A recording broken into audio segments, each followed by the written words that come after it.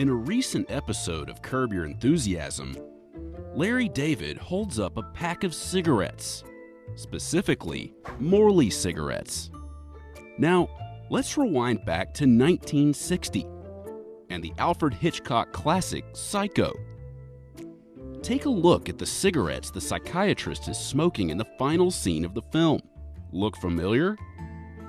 Morleys have appeared in hundreds of TV shows and movies throughout the last century, in everything from The Twilight Zone to Seinfeld. And to be clear, Morleys are not a real cigarette brand. So, what exactly is going on here? Is this some deep, secret, connected cinematic universe that ties Norman Bates to George Costanza? If you pay really close attention to shows and movies, you'll start to notice many of the same objects over and over again. Like this newspaper. There are several fake brands that cross over into other works, including Acme, Oceanic Air, and Heisler Beer. But one of the most reused brands is Morley.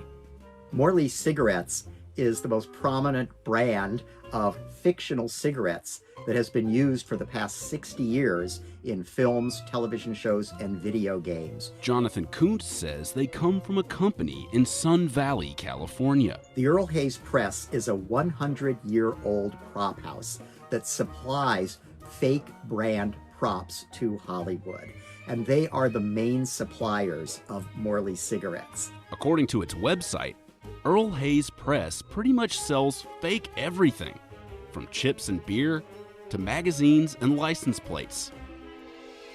Morley's design is based on the most popular real cigarette brand in the United States, Marlboro, with its signature red and white packaging.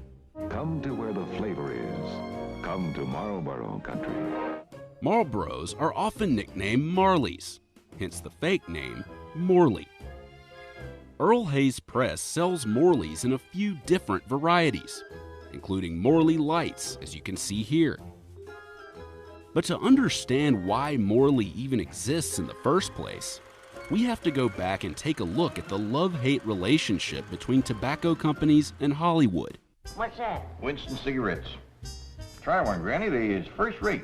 In the 1950s, you mostly had sponsors for TV and radio, where the advertising agencies paid for and produced the show. The characters even used the same products. And many of these early advertisers were, you guessed it, tobacco companies. I Love Lucy was famously sponsored by Philip Morris. So you would see brand integrations like this. Have you tried a Philip Morris lately? You'll love them. They're so smooth and mild, and they taste so good.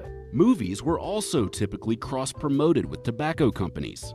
Here's Joan Crawford, for example, smoking Chesterfield cigarettes in a poster promoting her film Flamingo Road. If a show wasn't sponsored, it would use a fake brand instead, since it wasn't getting paid to show the real brand. Enter Morley.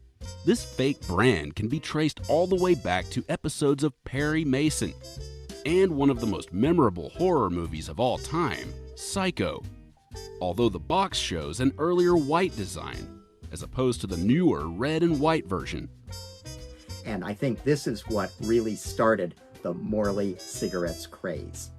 Morleys popped up in TV shows like Naked City and The Twilight Zone, most famously Nightmare at 20,000 Feet, with William Shatner lighting up a Morley on a plane.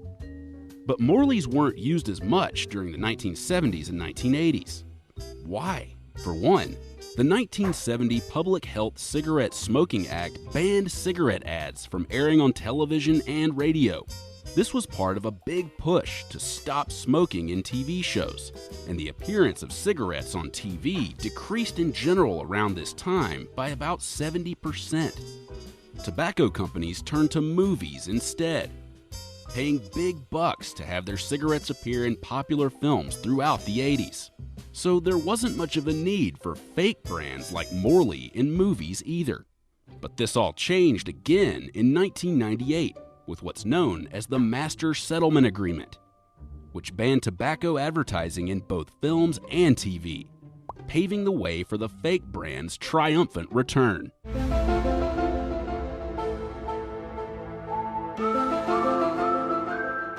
The real explosion of Morley cigarettes in popularity in pop culture comes at the end of the 1990s in The X-Files. Well, you'll be interested to know that Morley Tobacco has subpoenaed all of our files on the case. In the show, the cigarette-smoking man is a villainous character played by William Davis. He famously smoked Morleys, and the fake tobacco company was actually incorporated into the plot in the episode called Brand X. Something you couldn't do very easily with a real brand, but more on that in a bit. Following the X-Files, Morleys started showing up everywhere, even in video games and music videos. It has literally appeared in hundreds of movies and television shows. Here's George smoking a pack in Seinfeld, and Chandler holding a pack in an episode of Friends. They're also found in Justified and the 2019 Breaking Bad movie El Camino. Shows technically have the freedom to show real brands these days for historical realism, as long as it's not a paid ad. Lucky Strikes is toasted. So why would they opt for a made-up brand from the 60s? Well, real brands are a big risk. There are several reasons why film and TV producers would avoid using real brand names without permission. There is a little bit of legal jeopardy. If your product is used to kill somebody or is defamed in any way, you might be subject to lawsuits. A study found that villains are the ones who are typically depicted smoking in films and TV, and brands likely do not want their image associated with criminals. Apple, for instance, reportedly doesn't let villains use its products in movies. Real products are typically covered up or disguised when used in shows or movies. In the 1930s and 40s, the brand letters on cars and films were carefully removed. Hollywood was quite careful to keep brand names out of their films. They didn't want to be associated with any particular product line, and they didn't want to offend the people that were using a rival product. So these days, Morleys are mainly used as the replacement brand. An inside joke, similar to those 555 phone numbers and the Wilhelm scream.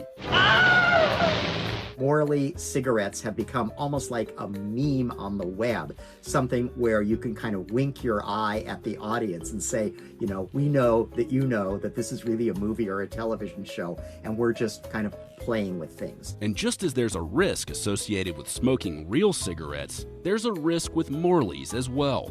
The problem with the popularity of Morley cigarettes is that when you see it now in a movie or of a television show, it kind of pulls you out of the fiction.